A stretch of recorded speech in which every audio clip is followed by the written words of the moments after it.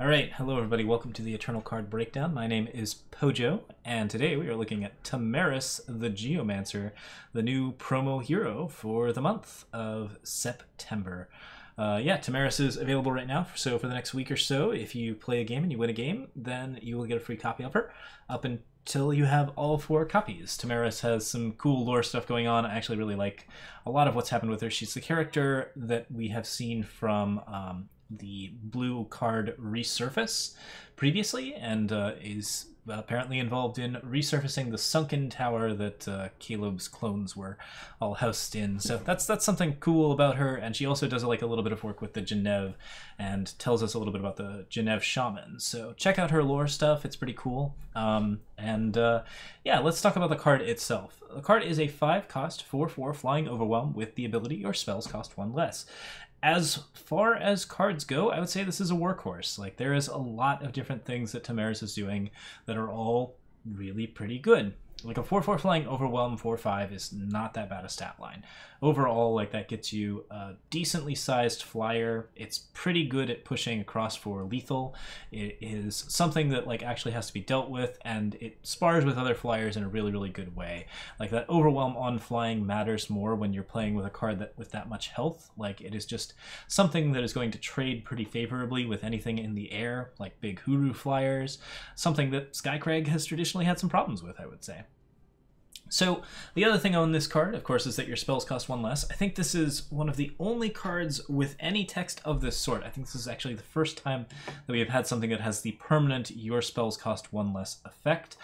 Library Phoenix was the closest that we got. That was a 4-cost 2/2 flyer that turned into a 4/2, and it only reduced the cost at like the end of your turn. So like, spell cost reduction is actually a really, really powerful ability, and seeing it as something this moderately casted or moderately costed is really, really quite good. I'm pretty pleased with this card overall in terms of what it does and how it sort of functions in the meta. So basic ideas behind this card. There are a lot of different things that you can play around with. The obvious one is Acquisitive Crow. There's a 2/2 flyer that generates 1-cost spells, and 1-cost spells are where Tamarys really, really starts to shine, because she's a card that can be played down 4/4 and then immediately play as many 1-cost spells as you like, and do that on like a very, very quick tempo setup. So if you're a draw-based deck with a lot of very, very small type effects, snowballs or any sort of like ridiculous nonsense, you can definitely do like some amazing stuff with her in terms of just playing out all of that card advantage in a really, really short period of time. Spell-focused decks like Collier and Cradle, Felon Cauldron, though not really so much. Anything where you've got like a decent amount of like actual spells, like there are definite things where Tamarys is really going to help out. The other thing that's really nice about Tamarys is that she plays really well, I think, in sort of creature-based beatdown in Skycrag using counter spells, which is a format or a form of meta that I really, really like that doesn't get a lot of play. So like, for example, one of the key things about Tamarys is that you can play her down on 5 as a 4/4, and then she is just immediately pretty hard to kill because she's slightly above Torch. She is in Vanquish range, but the other thing that she can do is that she can reduce a Savage Denial, the 1-cost card that prevents fast spells from getting targeted, or that counters a fast spell, to 0. So if you play Tamarys on 6, she can instantly backlash for free against anything that your opponent is doing. Same thing with Unseal. All of those counter spells make her a lot more capable of being a card that can actually stick on the board, as opposed to some other types of cards. Like, basically, any vanilla unit that jumps onto the board is typically going to get removed pretty early on, but Tamarys is something that actually has an innate stickiness to it if you are playing counter spells. So if you have any sort of way to actually knock those spells out, then you can keep Tamarys alive for longer and start taking advantage of her ability to reduce the cost of other cards. Reducing the cost of big cards with Tamarys is still pretty nice. Like, there are a lot of 8 and 7-cost spells that are very, very influential, and getting them down to cheaper amounts is pretty good. Strength of the Packing, or Mirror Imaging, or End of Hostilities on Tamarys. Mirror Image effects just constantly basically build upon each other, so if you're playing a bunch of Tamaryses with those effects, you can also do that with like card draw, where you're playing like basically a lot of Wisdom of the Elders and Channel the Tempests.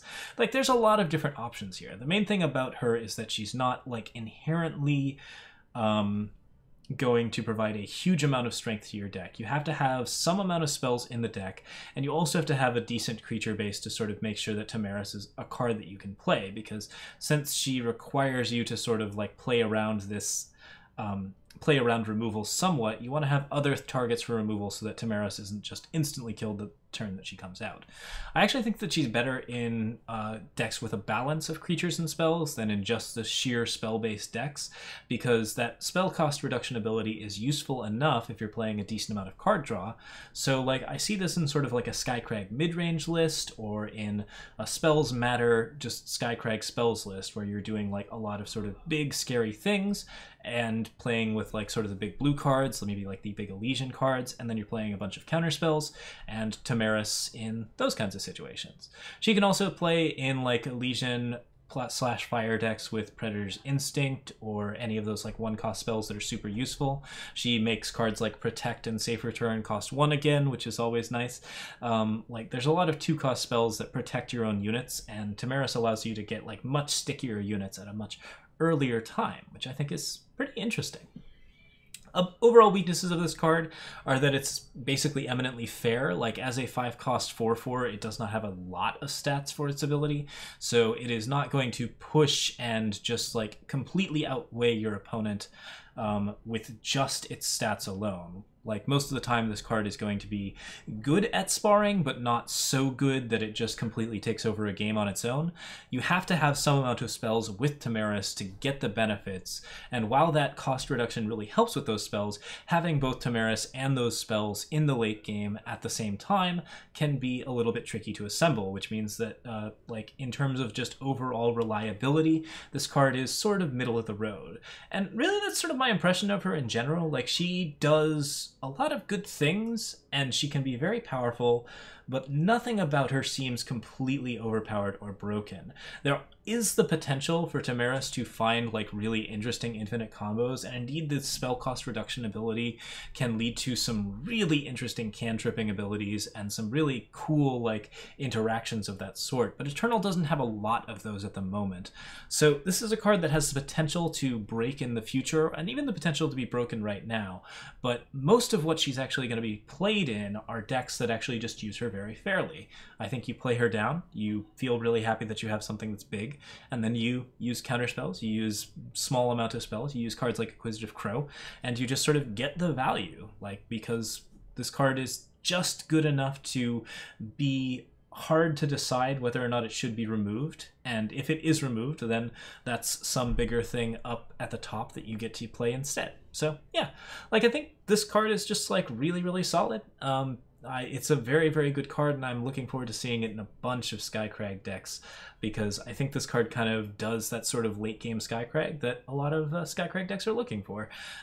Could enforce some cool archetypes other than Canadins, which I'm actually pretty excited about. And it's also, you know, an okay Canadins card. Canadins is kind of a very, very solidly built list where basically everything is pretty inflexible, so getting Tamarys into a Canadins list might be a little bit tricky, but I can sort of see that kind of thing happening. And yeah, she does have some potential in some interesting, cool decks, so she's got the basic way to get like some of those Crest of Fury based Skycrag decks into the meta, and I'm looking forward to seeing what people come up with, because I think there's a lot of late game Skycrag and late game tricolor decks with Skycrag Splash that will have a lot of fun with her. Overall, I'm A+ on this card. Like, this is absolutely just a great meta pick. It is pretty powerful on its own. It plays really well with others. It isn't broken. It doesn't seem to be likely to be broken, although that cost reduction obviously does lead to some scary infinite combos, but at a cost of 5, I think that Tamarys is mostly fair, and assembling any sort of combo where you go infinite with her will require you to put enough spells into your hand that people will know what you're doing and be able to counter her. So she's got some fun potential. Fun potential is important, but mainly she just looks like she does everything, and she does everything in a way that is just sort of eminently fair, which may not excite the Spikes of the world, but I think it is something that makes it that she's going to be just a really solid staple card in Skycrag. So I'm looking forward to seeing her. She's definitely filling a good hole in the meta, and yeah, I like this card a lot.